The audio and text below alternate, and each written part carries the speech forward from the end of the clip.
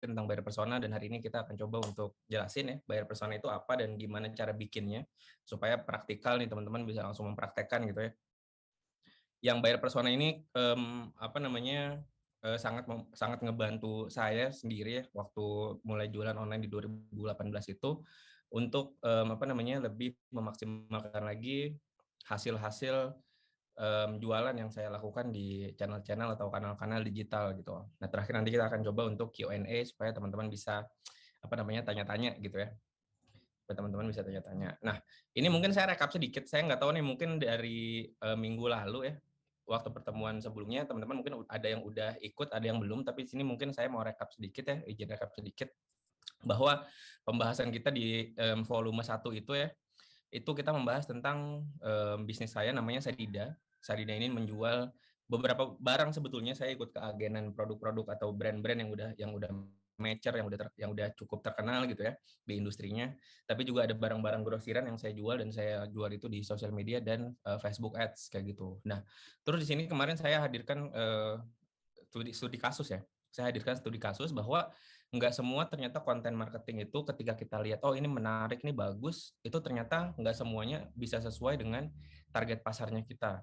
Jadi ini salah satu contohnya ya, ini untuk pembukaan aja, bahwa yang sebelah kiri ini konten yang saya pikir udah bagus banget, saya edit dengan sangat bagus gitu ya, warnanya udah enak, diperlihatkan divisualisasikan juga dengan baik. Itu ternyata saya di situ malah boncos gitu ya.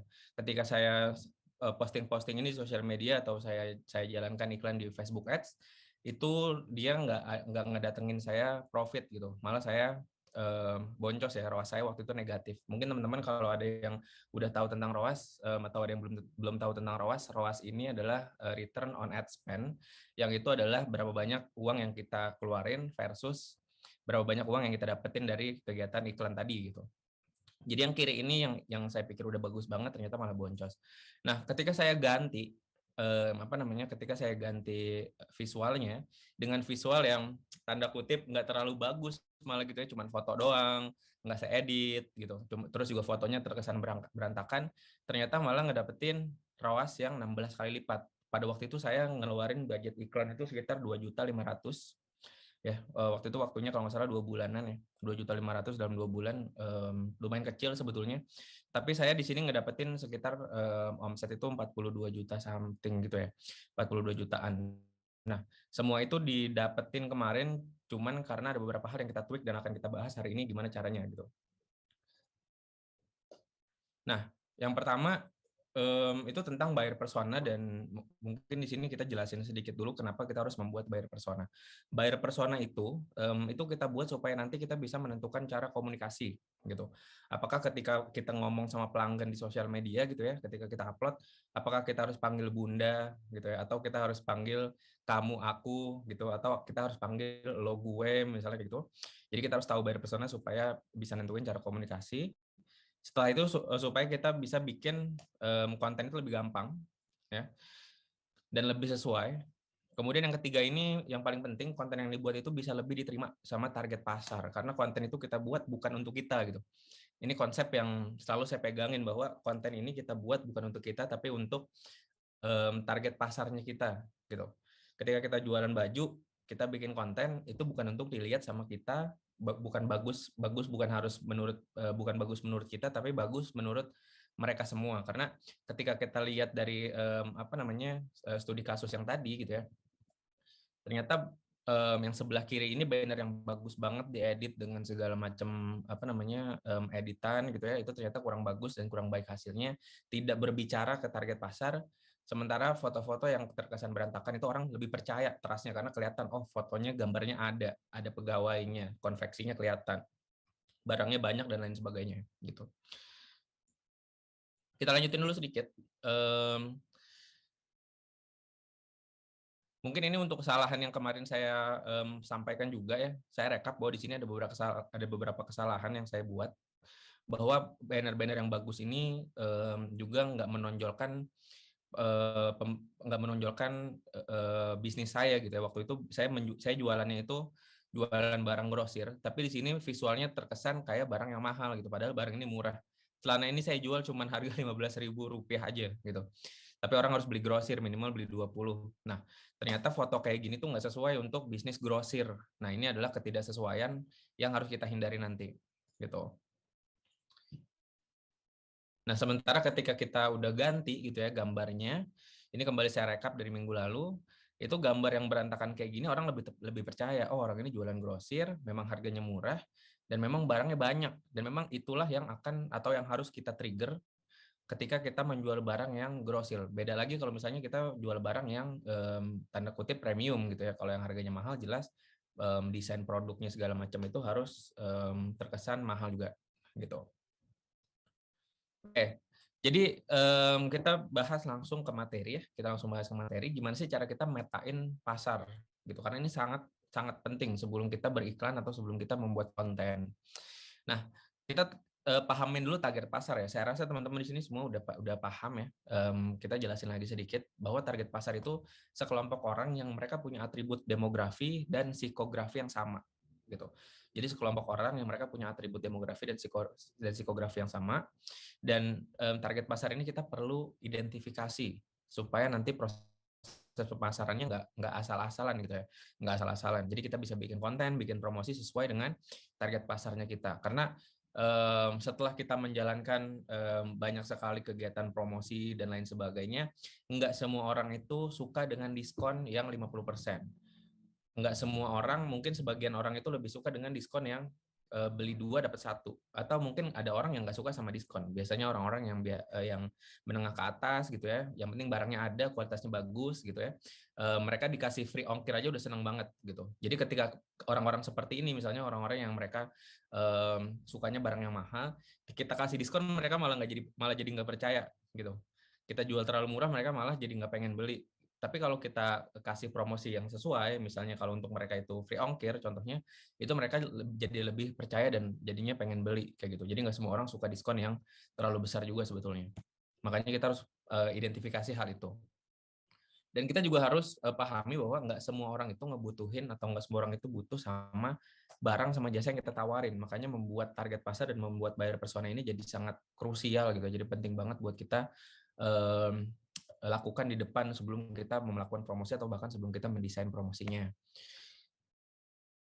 Nah, terus gimana cara kita memaksimalkan target pasar? Karena kan biasanya target pasar ketika kita bicara, biasanya kalau kita nanya klien kita gitu ya di Kulava, target pasarnya siapa sih atau target marketnya siapa? Mereka akan bilang ya ibu-ibu misalnya gitu. Nah, hal seperti ini nih harus dihindarin karena target pasar ibu-ibu itu kurang spesifik gitu ya. Itu kurang spesifik. Ibu-ibu kan macamnya banyak. Ada ibu-ibu yang sosialita, ada ibu-ibu yang suka barang-barang yang mahal, ada ibu-ibu yang suka barang yang biasa-biasa aja, ada ibu-ibu yang beli baju untuk anaknya itu ya udah 100.000 dapat 5, oke gitu beli. Tapi ada yang kalau misalnya punya duit 100.000 terus dapat 5 baju, mereka udah ke-trigger, oh ini kayaknya barangnya murah dan kayaknya nggak akan awet, saya mau beli yang 100.000 satu aja deh gitu kan. Karena semua harga itu pasti ada pasarnya, makanya kita harus tentukan di depan. Nah, setelah nentuin target pasar yang yang tadi kita sudah sebutkan bahwa misalnya target pasarnya ibu-ibu gitu ya. Ini kita harus melakukan hal yang namanya itu buyer persona gitu. Nah, buyer persona itu apa? Kita jelasin dulu sedikit. Buyer persona itu adalah wujud ideal dari orang yang kira-kira paling mungkin untuk beli barangnya kita. Kita kan udah tahu nih ya, kalau misalnya kita jualan apa ya, misal jualan baju muslim gitu, baju koko, baju kurta atau sirwal, sekarang tuh lagi musim ya kurta dan sirwal. Kita udah tahu kira-kira ini orang yang mau beli barang ini itu siapa, pasti udah kebayang sama kita. Kita bayangin orang-orang di lingkungan kita atau di kompleknya kita aja deh. Kita misalnya punya baju koko gitu ya. Kita udah tahu nih baju koko ini cocoknya ditawarin ke siapa gitu. Pasti ada wajah-wajah atau nama-nama yang kita udah kebayang. Oh, dia cocok nih kalau saya tawarin baju koko. Oh, kalau dia nggak cocok gitu misalnya. Kalau dia cocoknya saya tawarin sepatu gitu. Atau dia cocoknya saya tawarin barang-barang yang berhubungan sama motor gitu ya. Itu pasti kita kepikiran ya, ada teman-teman kita yang kesukaannya beda-beda dan kita pasti kepikiran untuk jual apa produk ke mereka nih gitu ya. Nah, buyer persona itu seperti itu. Itu adalah wujud ideal dari orang-orang yang paling mungkin untuk beli barangnya kita gitu. Nah, terus gimana cara bikinnya ya? Cara bikinnya itu adalah, ini kita skip dulu. Cara bikinnya adalah yang pertama biasanya yang pertama, sederhananya kita tentukan usia dan jenis kelamin mereka. Misalnya usianya sekian sampai sekian, jenis kelaminnya wanita atau pria gitu ya.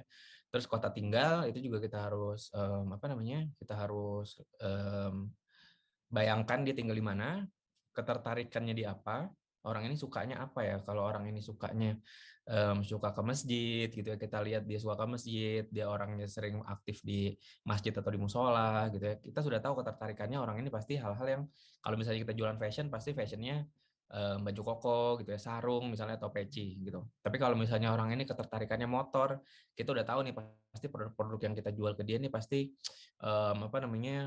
sarung penutup motor gitu ya, terus semir ban segala macam, itu pasti dia akan lebih nyambung. Kemudian profesinya apa untuk menentukan ya kemampuan membeli gitu, karena kemampuan membeli ini sangat penting. Seperti tadi kita udah singgung ya, bahwa kemampuan membeli ini mempengaruhi pilihan orang dalam membeli barang gitu. Kalau orang yang dia ada orang yang kayak seperti tadi target pasarnya saya, itu saya menargetkan ibu-ibu yang ya udah either dia beli banyak terus dia jual lagi gitu ya, atau dia pakai lagi gitu, dia pakai sendiri gitu. Jadi barang-barangnya itu barang-barang yang memang harganya harga grosiran kayak gitu. Nah, jadi 5 hal ini kita harus tentukan. Nah, tapi kemudian nentuinnya gimana atau jadinya gimana? Jadinya tuh nanti kita akan dapat satu sosok gitu ya, fiktif gitu. Kita harus bisa membayangkan ini sosok fiktif bahwa orang ini dia usianya 18 sampai 30 tahun, ingin belajar digital marketing. Jadi dari apa yang tadi kita tumpahkan di sini gitu ya, ini kita harus isi gitu. Usia, gender, kota tinggal, dan ketertarikan segala macamnya gitu ya. Nah, sekarang sebelum kita masuk ke contoh ke contoh yang tadi studi kasus, saya mau menghadirkan lagi studi kasus gitu ya, studi kasus yang lain. Jadi saya punya akun Instagram, yang akun Instagram itu followersnya cuman 100-an gitu. Teman-teman bisa bayangin, followers ini cuman 100-an, dan itu akun Instagram personal branding saya gitu. Waktu itu saya putar otak gimana caranya saya bikin konten yang orang-orang ini mau mau konsumsi gitu ya. Orang-orang tuh bisa mereka komentar atau mereka nge-save postingan saya supaya rame kayak gitu. Karena kan biasanya kalau kita posting jualan atau kita posting hal-hal yang sifatnya terlalu tanda kutip membosankan gitu ya untuk target pasarnya kita, itu biasanya orang nggak ada yang mau engage atau biasanya orang nggak ada yang mau komentar. Nah, terus saya ngebayangin bahwa audience persona saya itu orang-orang yang usianya 18 sampai 30 tahun. Terus mereka ingin belajar digital marketing gitu ya. Tadinya saya berhenti di sini, terus saya bikin konten gitu. Ternyata konten saya yang bikin nggak terlalu bagus hasilnya gitu ya, nggak terlalu bagus hasilnya, nanti kita lihat. Terus dia pengguna aktif sosial media, artinya dia buka Instagram terus, buka Twitter, Facebook terus kayak gitu ya. Dan dia, nah ini poin yang sifatnya itu psikografi. Karena hal-hal yang tadi kita lihat ya, atau 18-30 tahun, lokasinya di mana segala macamnya, itu hal-hal yang sifatnya itu demografi. Sudah masuk ke ingin belajar digital marketing atau pengguna aktif sosial media, kemudian masuk suka konten yang ringan gitu ya. Ini sudah masuk ke psikografi, dia kesukaannya apa sih? Gitu ya, dia kesukaannya apa. Nah, setelah itu saya buat awal-awal itu konten seperti ini yang sebelah kiri gitu. Jadi saya punya Instagram, di Instagram itu saya membahas tentang hal-hal yang berhubungan atau orang-orang yang atau hal-hal yang berhubungan dengan learning atau belajar digital marketing kayak gitu. Jadi yang di sebelah kiri ini saya buat konten tentang website UMKM mau optimasi Google SEO. Yuk pelajari di sini seperti itu. Kedengarannya agak terlalu kaku gitu ternyata. Dan di sini yang kedua ini saya buat konten yang dia agak ringan gitu. Dia agak ringan. Pakai foto muka orang yang lucu gitu ya. Terus dia juga pembahasannya nggak terlalu teknis gitu, nggak terlalu teknis. Nah, konten yang pertama itu cuman ada 9 like dan komennya itu 0. Teman-teman bisa bayangin di sini kita followersnya sama ya. Yang sebelah kiri ini saya posting misalnya contohnya saya posting hari ini, yang sebelah kanan itu saya posting kalau nggak salah 7 hari atau 14 hari setelahnya gitu. Jadi jarak jedanya itu nggak terlalu banyak gitu. Nah yang kanan ini karena setelah saya bikin yang kiri ini kok kayaknya sepi gitu ya. Terus saya kepikiran kayaknya saya harus bikin audiens persona atau buyer persona supaya orang-orang itu saya bisa mengerti mereka lebih lebih dalam lagi dan saya tahu kesukaannya mereka itu apa gitu. Setelah saya riset saya dapat tadi bahwa orang-orang ini pengennya tuh santai di sosial media, nggak mau terlalu yang serius-serius gitu ya. Makanya saya bikin konten yang agak bercanda sedikit gitu. Konten yang agak bercanda sedikit. Dan ternyata di sini saya ngedapetin 33 like dan 45 komen gitu ya. Bedanya jauh banget. Followers saya di sini nggak terlalu beda ya. Yang sebelah kiri itu followersnya kalau nggak salah cuman ada 100 gitu ya. Yang sebelah kanan ini kalau nggak salah cuman ada 110 aja gitu. Jadi bedanya tuh nggak jauh. Dan Instagramnya itu bukan Instagram yang followersnya ribuan gitu. Tapi di sini kita alhamdulillah pada waktu itu berhasil membangun interaksi. Kenapa kita berhasil membangun interaksi? Karena kita membuat buyer persona tadi dan kita mengerti mereka siapa, dan kita mengerti mereka itu kesukaannya apa, tidak sukanya apa, topik apa yang mereka tertarik, kemudian mereka tuh di sosial media kebiasaannya ngapain, which is dalam hal ini gitu ya, orang-orang itu sukanya bercanda, santai-santai gitu. Makanya teman-teman kalau suka lihat postingan-postingan brand gitu ya, entah itu brand fashion atau brand apa, pasti bercampur antara promosi dan konten-konten bercandaan yang ringan, kemudian juga ada konten biasanya yang sifatnya giveaway, itu untuk membangun interaksi, sehingga ketika interaksi sudah terbangun, nanti trust itu atau kepercayaan pelanggan ke kita itu sudah akan ikut terbangun, ketika kita posting promosi itu akan lebih mudah dalam melakukan penjualan seperti itu. Apalagi ini sosial media, di sosial media kita nggak mau terlalu banyak mengkonsumsi tanda kutip iklan gitu ya, karena kita tahu lah, kita semua saya rasa sama gitu ya, ketika membuka Facebook atau Instagram kita pinginnya ngelihat konten-konten yang kita suka gitu. Kita buka Instagram itu bukan pengen ngelihat iklan kayak gitu ya. Oke. Nah, setelah kita tadi nemuin ya atribut tadi bahwa orang-orang itu sukanya apa, mereka itu siapa, nggak sukanya apa, usianya berapa segala macam, kan kita jadi lebih gampang untuk kemudian berbicara kepada mereka gitu ya. Teman-teman, kita beranalogi sedikit, misalnya kita mau tanya, kita lagi di suatu tempat terus kita mau tanya musolah di mana misalnya gitu ya, musolah di mana atau toilet di mana misalnya. Kita datang ke satu tempat, terus ada beberapa kerumunan orang, ada anak kecil dan ada misalnya di situ nenek-nenek atau kakek-kakek. Ketika kita ke anak kecil gitu ya, atau ketika jangan ke anak kecil ya contohnya, ketika kita ke anak muda yang seusia kita gitu ya, kita akan tanya dengan bahasa yang lebih santai. Mas, misi misalnya kayak gitu. Musola di mana ya? Kita bisa nanya kayak gitu. Tapi kalau kita nanyanya misalnya kebetulan di situ cuma ada kakek-kakek, kita akan mengubah intonasi bicara kita. Pasti kita akan bicara lebih pelan, lebih sopan, kita nanya dengan lebih jelas gitu ya, dengan bahasa tubuh yang menunjukkan bahwa kita memiliki sopan santun. Pasti akan seperti itu. Dalam melakukan branding dan membuat konten pun harus seperti itu. Kita harus tahu kepada siapa kita bicara, dan kita harus menyesuaikan nada bicara kita, kata-kata yang akan kita pilih, kemudian hal-hal yang lain yang berhubungan dengan interaksi gitu. Nah, sampai sini mungkin teman-teman kalau ada yang mau bertanya ya tentang target pasar dan buyer persona ini, boleh langsung tanyain di kolom komentar supaya nanti setelah kita masuk ke tanya jawab, pertanyaannya udah terkumpul semua gitu ya. Nanti kita kita coba bacain satu-satu gitu ya Kak Intan ya. Oke, kita lanjut ya. Jadi kalau ada pertanyaan bisa langsung ditanyain aja gitu. Nah, terus gimana cara kita bikin buyer persona ini, poin-poinnya apa aja dan hal konkret apa yang harus kita lakukan gitu ya. Nah, teman-teman dalam membuat buyer persona itu kita cuman butuh kertas aja sama pulpen gitu. Kita butuh kertas aja sama pulpen. Jadi ini kita sederhanakan gitu ya. Kalau untuk perusahaan-perusahaan besar, PT-PT gitu ya, kemudian perusahaan-perusahaan yang mereka punya keleluasaan untuk riset, itu biasanya kita akan melakukan serangkaian kegiatan untuk membuat buyer persona ini. Tapi bukan berarti kita yang UMKM atau kita yang berjualan online seperti saya juga contohnya itu tidak bisa melakukan itu gitu. Jadi di sini saya mau bagi tips tentang gimana caranya membuat buyer persona yang lebih sederhana gitu. Karena kalau teman-teman googling tentang buyer persona dan lain sebagainya itu langkah-langkahnya akan banyak sekali gitu ya. Kita di sini coba untuk sederhanakan. Nah, yang pertama itu kita harus tahu siapa mereka gitu. Dan di sini saya hadirkan contoh hadirkan contoh ya. Contoh buyer persona yang dulu saya lakukan untuk saya menjual barang grosir gitu. waktu saya menjual barang grosir. Barang grosir itu kan barang yang ya udah gampang banget, barangnya itu cuma 15.000 sampai 25.000, harusnya kan gampang banget jual barang itu ya, karena barangnya murah, orang juga pas beli itu harusnya nggak mikir gitu. Tapi ternyata setelah saya jalanin sendiri, tanpa saya memikirkan tentang brand positioning, kemudian brand positioning itu kita harus membuat buyer persona, dan saya nggak melakukan itu, ternyata iklannya tuh boncos semua gitu, karena saya nggak berbicara bahasa mereka. Kalau saya menjual ke ibu-ibu, berarti kan saya harus berbicara bahasanya ibu-ibu gitu ya. Nggak mungkin saya bicara bahasa-bahasa yang mereka nggak ngerti gitu. Nah, jadi kita tuh harus mulai membayangkan dengan atribut apa sih orang yang dimilikin sama orang-orang yang paling mungkin beli barang kita gitu.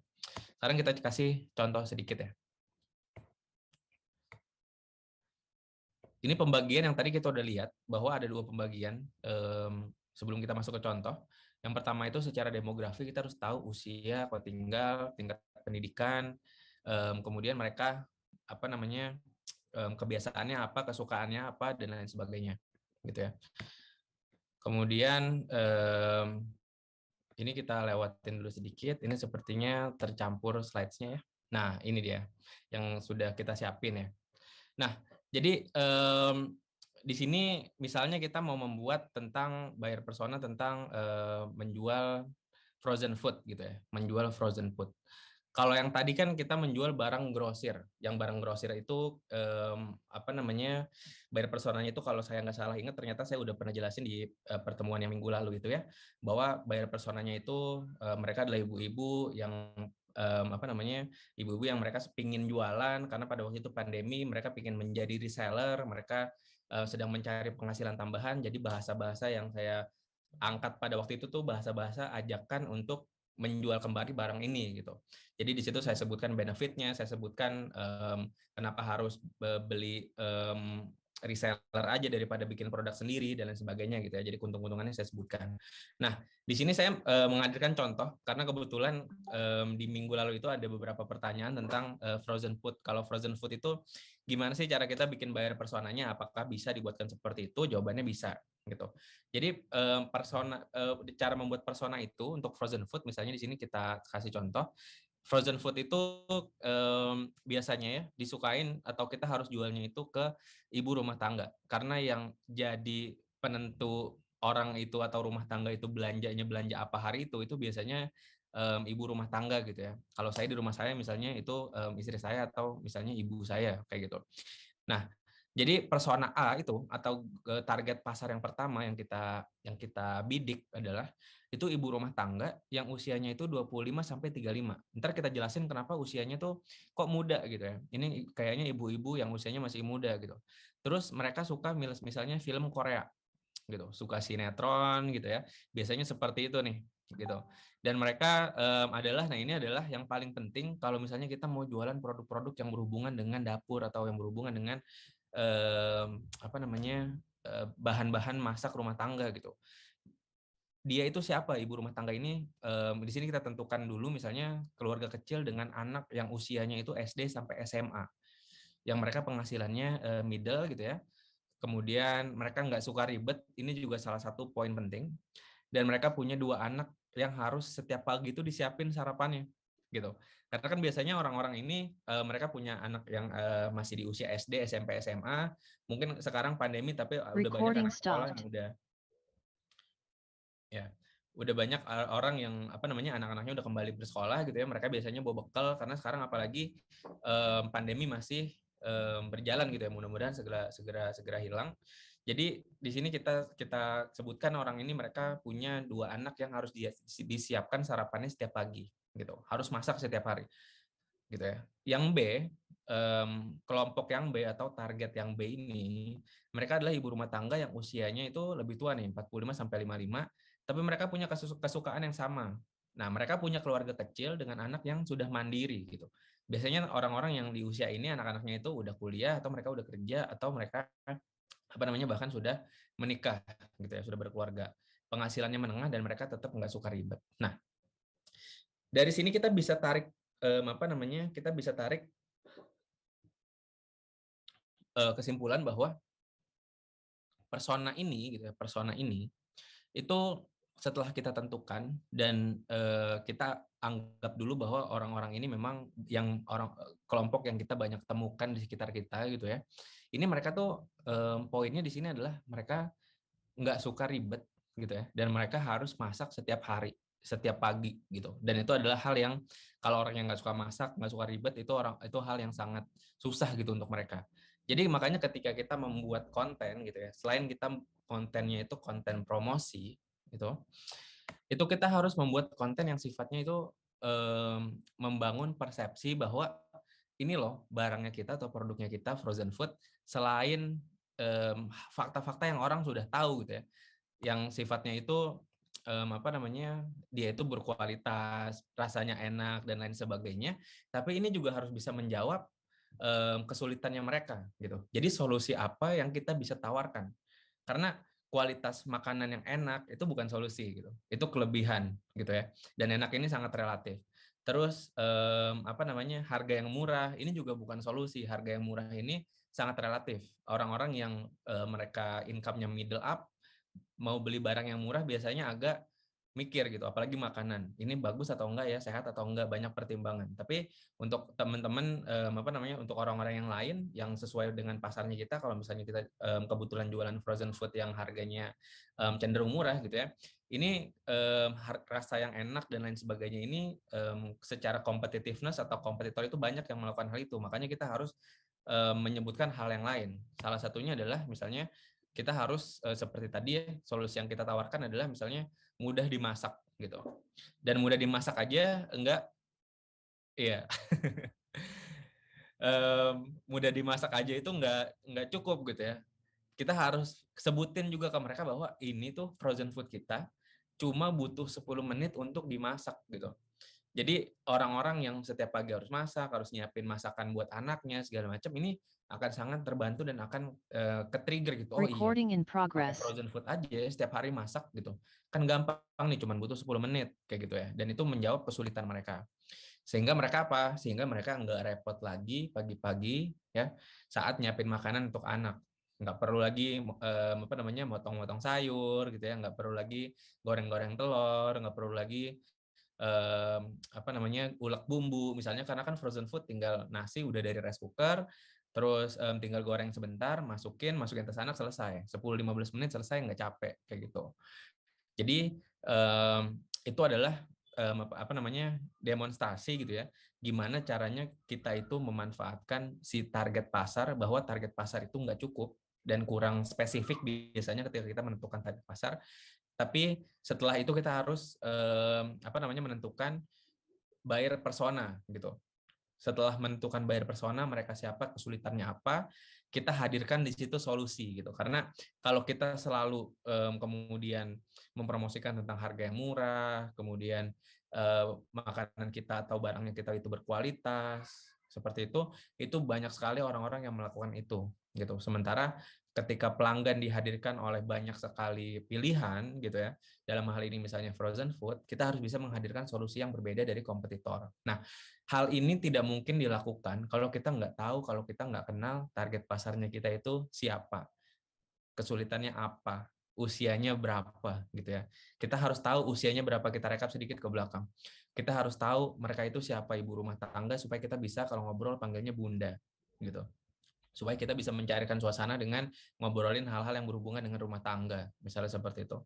Kemudian usia 25 sampai 35, supaya kita bisa menentukan ketika kita bicara sama mereka, kita bisa bicara yang santai, ngobrolin hal-hal yang apa namanya, nggak terlalu serius gitu ya, pembawaannya santai, menyenangkan, pakai emoticon yang banyak gitu kan.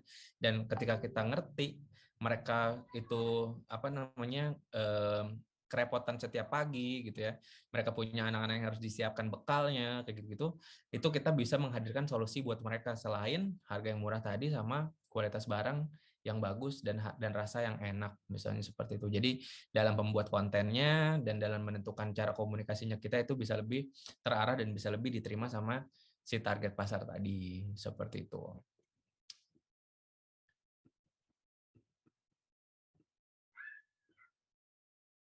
Ya.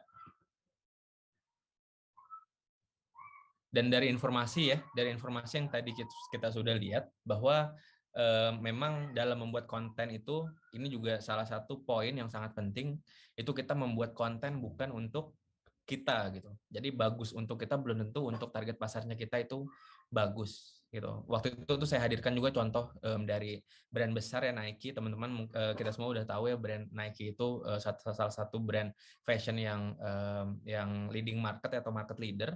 Itu waktu awal mereka membuat logo ya, ini juga salah satu yang berhubungan dengan target pasar dan pembuatan konten dan branding gitu ya. Itu logonya mereka itu yang punya bisnisnya nggak suka gitu. Saya nggak suka sama logo ini, tapi mereka tetap pakai logonya, si pemilik bisnis ini tetap pakai logonya, karena dia pikir ini kayaknya akan sangat disukai oleh target pasarnya saya. Makanya di sini ketika kita membuat brand, ketika kita bicara branding ya, kita membuat branding ini agar bisa disukai sama target pasarnya kita, bukan untuk kita aja kayak gitu. Oke, mungkin sampai situ dulu teman-teman bosko sekalian ya. Jadi setelah ini mungkin kita akan Q&A. Jadi waktunya saya kembalikan ke Mbak Intan nih. Mbak Intan silakan Mbak.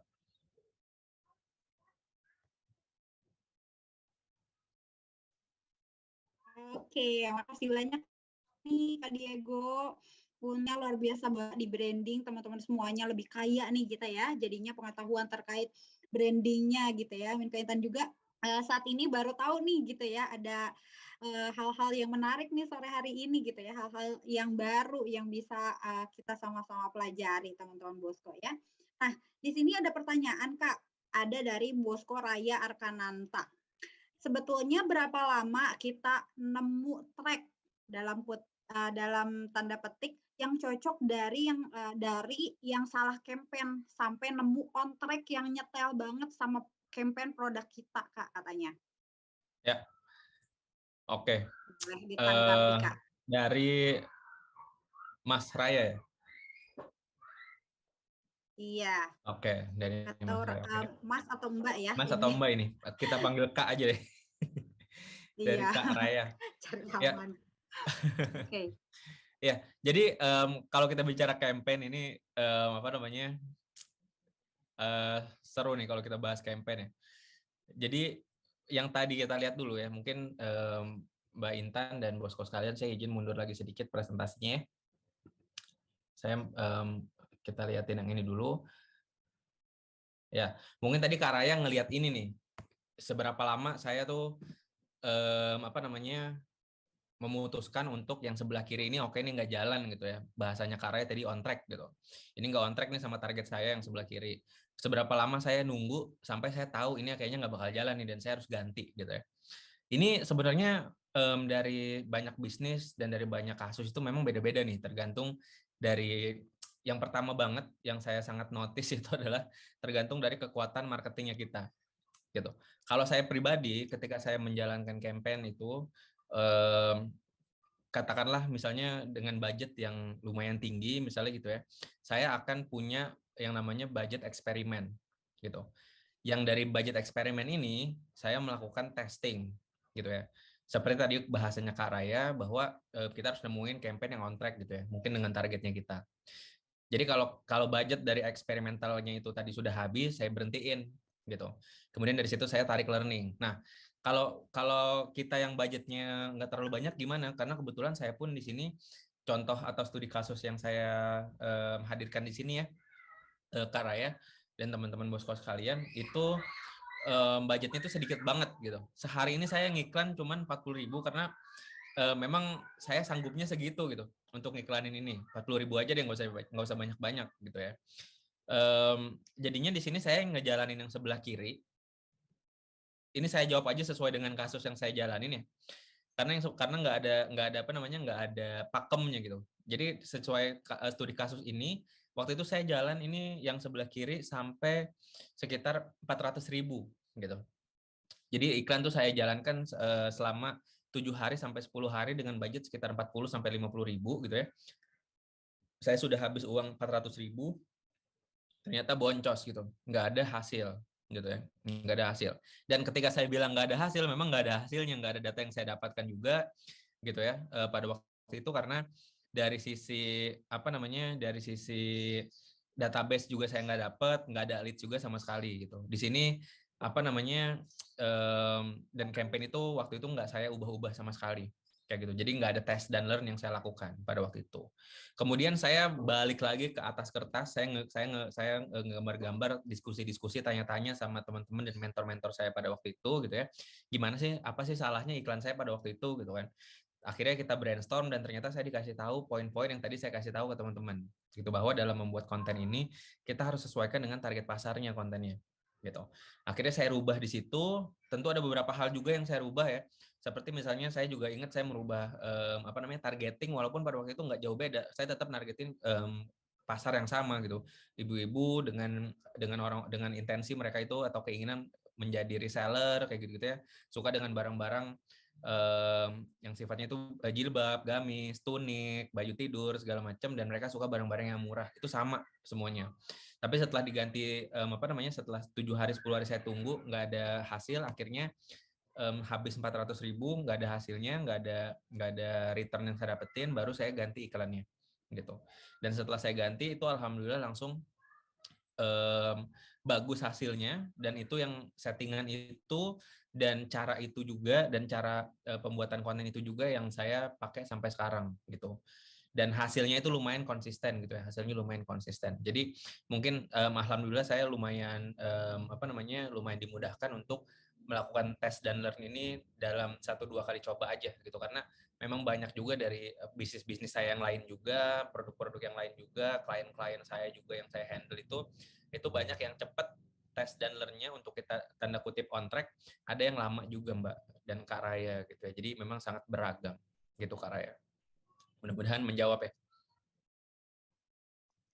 Oke, nah seperti itu nih Bosco Raya ya terkait penjelasannya nih. Jadi on the track nggak nih ke pembahasannya Kak Raya nih? Boleh banget ya kalau misalkan Ya. ada hal-hal yang mau dikonfirmasi lagi, mumpung ada waktu nih, silahkan banget ya Bosco Raya. Kalau misalkan dari teman-teman juga silahkan banget nih kalau misalkan ada yang mau ditanyakan juga ya.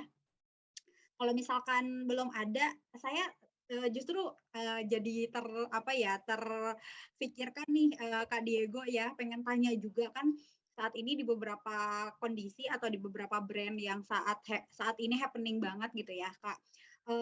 Ada namanya itu brand ambassador ya Kak. Ada misalkan salah satu public figure yang memang menjadi brand ambassador seperti itu. Sebenarnya menurut Kak Diego sendiri gitu ya, pengamatan Kak Diego dari sisi brandingnya mungkin gitu ya, sebenarnya fungsi dari brand ambassador ini selain mungkin kita meningkatkan awareness ke pembeli mungkin ya, ada apa sih gitu Kak? Kenapa sih orang-orang gitu kan sampai happening banget untuk meng-hire brand ambassador ini untuk justru mungkin untuk meningkatkan penjualan dan lain sebagainya gitu ya.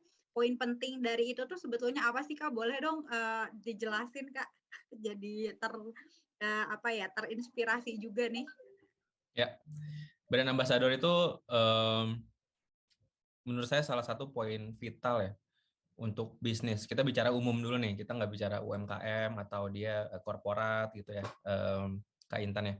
Jadi brand ambassador itu sangat penting karena brand itu perlu tanda kutip dimanusiakan gitu. Karena kita melihat brand itu kan ya udah logo, barang gitu kan, dan dia benda mati gitu kan ya.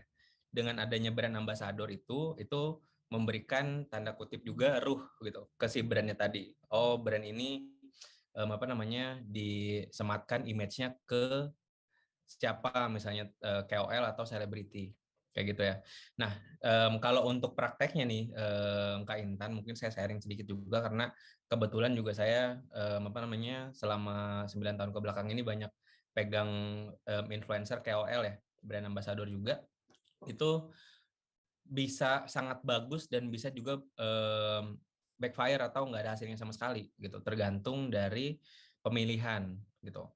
Karena pada waktu itu saya pernah handle brand atau saya pernah tergabung di salah satu brand atau di salah satu perusahaan yang kita salah tunjuk KOL gitu ya. Kita salah tunjuk KOL yang KOL ini ternyata nggak sesuai dengan targetnya kita gitu. Seperti yang tadi kita bilang kan bahwa setiap brand itu kita punya atau kita harus punya buyer persona gitu ya, buyer persona.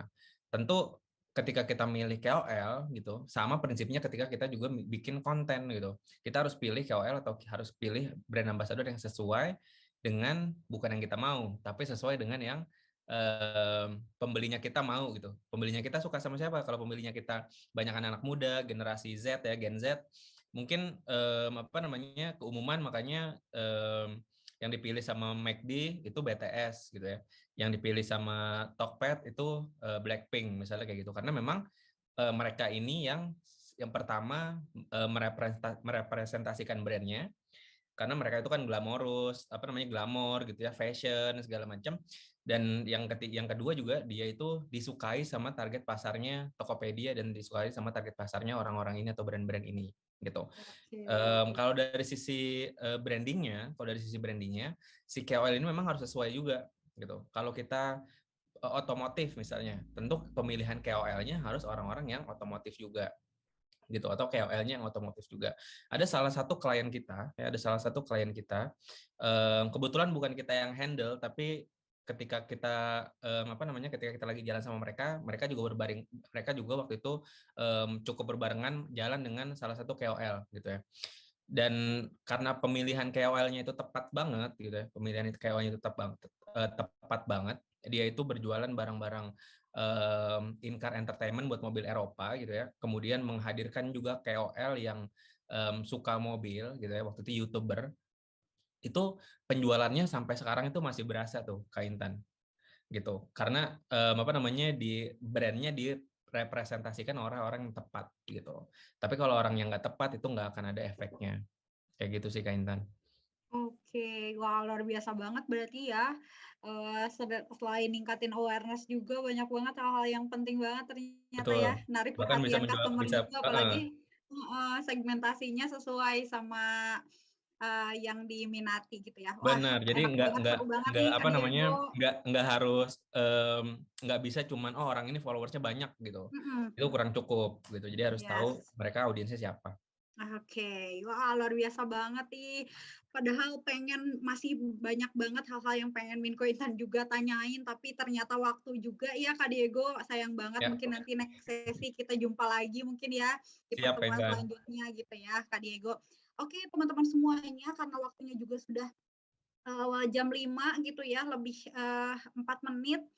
Teman-teman semuanya makasih banyak juga nih Kak Diego juga, thank you banget nih Kak udah sharing gitu ya sama kita-kita semuanya, sama para bosku juga di sini. Nanti kalau misalkan ada hal-hal yang mau ditanyakan lebih lanjut, boleh mungkin Kak di-share terkait sosial medianya, kemudian nomor WhatsApp-nya mungkin kalau misalkan berkenan gitu ya. Jadi teman-teman masih bisa berinteraksi secara langsung sama Kak Diego seperti itu ya.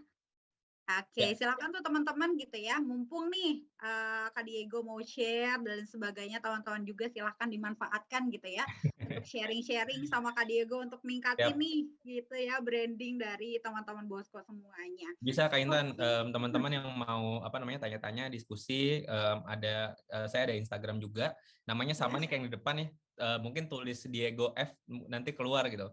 Nanti keluar oke. nama saya yang fotonya nih foto yang sama nih kayak yang ada di layarnya teman-teman bosku sekalian gitu. Jadi bisa langsung follow, abis itu kita diskusi, bisa tanya-tanya di DM juga boleh. Oke, siap nih Kak Diego. Thank you juga nih Kak Diego ya. Itu aja sih dari Minko Intan, dari Kak Diego juga mungkin ya teman-teman kalau misalkan nanti ada hal-hal yang perlu didiskusikan silahkan untuk langsung nih serbu gitu Instagramnya Kak Diego ya. Oke teman-teman karena ada lanjutan juga webinar kita gitu teman-teman, yuk sama-sama gitu ya kita foto bareng dulu mungkin ya sama Kak Diego teman-teman. Boleh banget kalau misalkan ada yang mau on cam, wah udah nih, udah langsung on cam teman-teman semuanya ya. Oke, ada lagi yang mau on cam mungkin teman-teman? Sebelum kita mengakhiri sesi kita di sore hari ini. Oke. Oke, Minko Intan langsung aja ya, langsung foto nih. Minko Intan hitung dari 3, 1, 2, 3. Mana jempol pengusaha suksesnya? Oke, teman-teman makasih banyak ya, teman-teman yang sudah join sampai di jam 5 sore hari ini luar biasa banget teman-teman. Mudah-mudahan teman-teman laris terus usahanya nih gitu ya. Kemudian bisa ningkatin terus usahanya dengan materi-materi dari toko juga. Jadi teman-teman boleh banget kalau misalkan teman-teman semuanya tadi ketinggalan, silahkan untuk ke YouTube-nya Toko Indonesia. Nanti ada sesi Kak Diego yang minggu lalu dan juga saat ini bisa ditonton ulang kembali. Jangan lupa juga like, share, kemudian subscribe juga teman-teman semuanya ya untuk hal-hal yang menarik dan manfaat tentunya untuk teman-teman semuanya. Itu aja dari Minko Intan. Assalamualaikum warahmatullahi wabarakatuh. Sampai ketemu lagi ya teman-teman di webinar Tanya Ahli selanjutnya. Bye semuanya. Makasih banyak ya Kak Diego. Makasih banyak Kak Intan, makasih banyak Bosco, semua teman-teman.